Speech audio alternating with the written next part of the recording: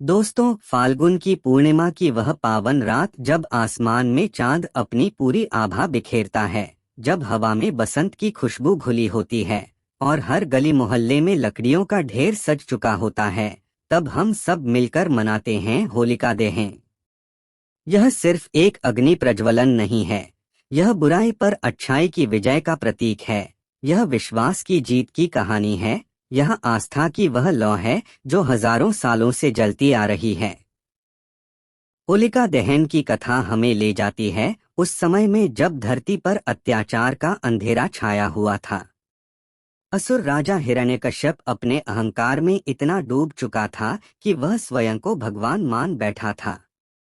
वह चाहता था कि पूरा राज्य केवल उसी की पूजा करे, लेकिन उसके अपने पुत्र प्रहलाद के हृदय में तो श्री विष्णु के प्रति अटूट भक्ति थी।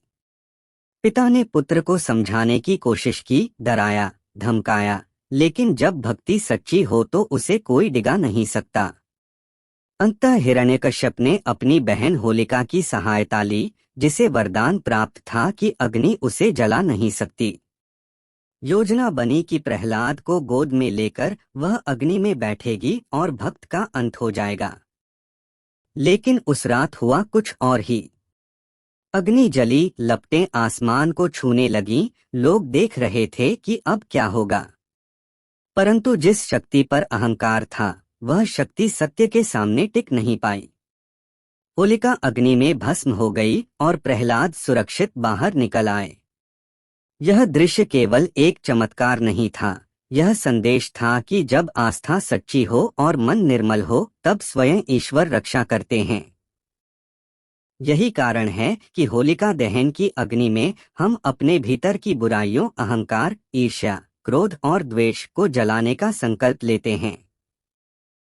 आज भी जब मोहल्लों में लकड़ियां इकट्ठी की जाती हैं, जब बच्चे उत्साह से सूखी टहनियां लाते हैं, जब महिलाएं पूजा की थाली सजाती हैं और गेहूं की बालियां, नारियल और रंग अर्पित किए जाते हैं, तब वह केवल परंपरा नहीं होती, वह एक भावना होती है।